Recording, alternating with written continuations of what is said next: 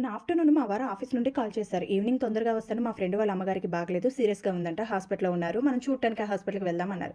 సరే అని నేను కాల్ కట్ చేశాను. మా వారు ఈవినింగ్ ఆఫీస్ నుండి వచ్చి వాళ్ళ మదర్‌కి 50, 50 ఏనంట ఛాన్స్. వాళ్ళ సొంత ఊరికి తీసుకెళ్తున్నారన్నారు.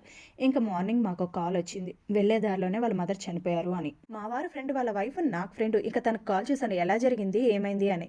ఇంక తను చెప్పింది బాగానే ఉంది. మొన్నటిదాకా సడెన్‌గా ఇలా అయింది. గురువారం నైట్ ఫుడ్ కూడా తినింది. చలికాలం కదా కొంచెం దగ్గు జలుబు ఉంటే ఒక టాబ్లెట్ వేసుకొని పడుకుంది అని చెప్పింది.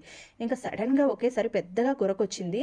మేము అది విని లేచి వెళ్ళి పిలుస్తున్నా కూడా పలకలే. ఇంక వెంటనే హాస్పిటల్‌కి తీసుకొని వెళ్ళాం. డాక్టర్ చూసి బ్రెయిన్ అటాక్ అని చెప్పారు. ఇప్పుడు ఇలా అయిందని బాధపడింది. ఇంక ఈ వార్త విన్న వాళ్ళందరూ ఏం మాట్లాడుతున్నారంటే కరోనా వ్యాక్సిన్ వల్లనే ఇలా అందరికీ జరుగుతున్నాయి. వయసుతో సంబంధం లేకుండా హార్ట్ అటాక్‌లు, బ్రెయిన్ అటాక్‌లు వస్తున్నాయి అంటున్నారు.